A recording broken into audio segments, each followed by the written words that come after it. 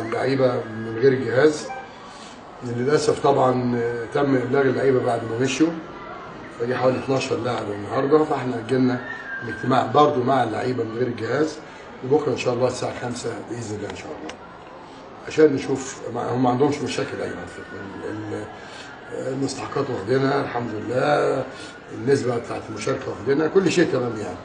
ودي مباراه وعدت وان شاء الله. المهم الماتش اللي جاي ماتش الاهلي، مش عشان الماتش الاهلي، عشان 3 بونت ان شاء الله. لو ربنا وفقنا يبقى فرق بونت، يبقى في اي ماتش جاي يتعوض. انما لو لا قدر الله حصل اي اخفاق يعني هيبقى 7 بونت، هيبقى كتير، ويبقى دي واقفه ان شاء الله. بالنسبه انت لسه بتقول لي ان اتحاد الكوره طلع بيان، انا كلامي واضح. اتحاد الكوره ده جاي بالتزوير، تاني جاي بالتزوير، القضيه محجوزه بحكم ان دول جايين بالتزوير يوم 28 ان شاء الله، 28/2. لا انا ولا فريق هنروح برج العرب، حساب بسيط جدا. اتفضل.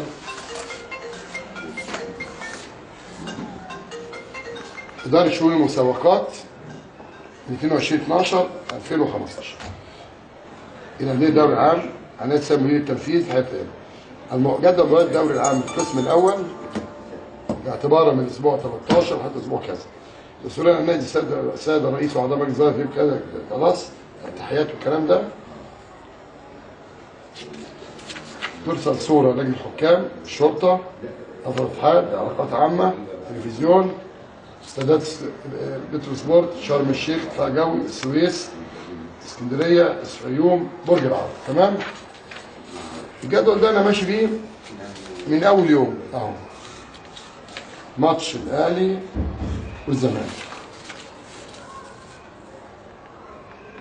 يوم الثلاث 9/2/2016. الاهلي والزمالك فين؟ بترو سبورت. الساعه كام؟ 7. لو السما انطبقت على الارض مش هروح برج العرب. لو السما انطبقت على الارض مش هروح برج العرب يا جمال علام. انت عايز تنزل رئيس اتحاد الكوره بمؤامره ايه؟ بأمارة ايه؟ فشلك في كل المنتخبات يا راجل، انت والاتحاد اللي معاك ده. فكلام واضح. انا يوم الثلاث ان شاء الله موافق 9/2 من الساعه 5 فريقي في استاد بطرس. النادي الاهلي ما جاش، هروح اعمل محضر اثبات حاله. يبقى مين اللي غلط ومين اللي صح؟ مين؟ انا بسالك مين اللي غلط ومين اللي صح؟ كده حضرتك ماشي على الجدول. انا ماشي جدول، هات لي جدول. ولا هو حسب المزاج؟ ولا انت بتنقي؟ طب ما السنه اللي فاتت الاهلي قال لك انا مش هلعب في الجونه. مظبوط؟ ولا ما قالش؟ ايوه. وقلت له حاضر يا باشا روح برج العرب، ولا ما حصلش؟ خلاص. وما كانش ايه؟ وكان الملعب مش كان برج العرب، كان ملعبه الجونه، ومع ذلك انا ضغط. انا مش عارف بتحدي ولا عين، انا داخل بطبق اللائحه. بتقول ايه؟ انت بعت لي جواب بتقول لي الملعب فين؟ بترو سبورت. هات لي سبب ان انا ما العبش بترو سبورت، سبب واحد. هات لي سبب. طب العب في الدفاع الجوي، هتقول لي الجيش ممانع؟ لا الجيش موافق، ودليل على كده ان برج العرب ملعب اسمه ملعب الجيش. فانا اللي صح. تاني، لو السما انطبقت على الارض والا المجلس كله هيمشي. مجلس ضرب بالكامل، احنا قاعدين زي ما شايفين كلنا قاعدين اهو. محدش هيلوي دراع نادي الزمالك. محدش هيفرض اراده غلط. وانا كنت بكلم سيد وزير الشباب وقلت له دلوقتي عايزين تلغوا الدوري. على فكره قال الكلام ده قبل الماتش امبارح عشان ما يقولكش المطلع عايز يبوظ. تفتكروا من اول يوم قلت ايه؟ انا ملتزم بايه؟ بالجدول. بالجدول. يقول لي ايه؟ بترو سبورت، هروح بترو سبورت. حضرتك مش عاجبك بترو سبورت؟ الاهلي ليه ملعبين تاني يختارهم، دفاع الجو واستاد القاهره. اي ملعب في الثلاثه اللي الاهلي اختارهم من اول مسابقه هتحتضر. اي ملعب. هو ليه بيقول لك اختار 3؟ عشان الظروف لما تحدش هنا الامنيه او هنا يعني يبقى عندك حريه الاختيار. مظبوط؟ الاهلي يختار 3 وانا اخترت 3. انا اخترت دفاع جوي بترو سبورت، دفاع جوي استاد القاهره، نفس الملاعب اللي اختارها النادي الاهلي. لكن انت النهارده تقعد تدوخني انا والانديه عشان الاهلي ملوش مزاج يلعب في بترو سبورت، اروح ادفع 800,000 جنيه كل مره معسكرات، واسوان تيجي الناس بتوع اسوان واسكندريه، وعشان ده الاهلي ليه مزاج يلعب هناك برج العرب، عشان يا جماعه العرب اللي هناك بيحبوه، واخد بالك؟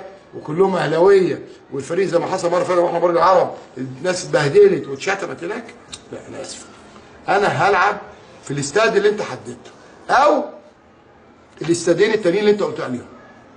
يعني شوف انا مش تعاند بقول لك لازم تروح تلعب في السبورت اللي انت كنت متعاقد منه، ما انت كسبت فيه امبارح. تمام؟ انما انت اخترت اهلي بترو او دفاع جوي او استاد القاهره، انا هلعب في حصه فريق الزمالك مش هيروح برج العرب. ورحمه امي يا جمال يا علامه رايح برج العرب. انسى انسى. عايز تبوظ دوري بوظه، ما عنديش مشكله، انما ما تكسرش اراده نادي محترم. نادي الاهلي مع احترامي ليه اختار خلاص، وما دام اختار انا ملتزم. والا بقى الماتش اللي جاي بتاع الزمالك والاهلي يديني ورقه كده مكتوبه هحطه في المكان اللي يعجبني، خلاص هروح العب في اليمن. هلعب في اليمن. مش اي حد عايز يختار بقى كده بقى بالكيف. هروح العب في اليمن، لعبوني في اليمن، لعبني في ليبيا، لعبني في العراق، لعبني في سوريا عند داعش. مش هيمشي الكلام ده. انا ملتزم، وادي خد اهو معاك الجدول، خليه معاك. وانت معاك الجواب رسمي. انا اللي بعت الجواب ده ولا انت اللي بعته؟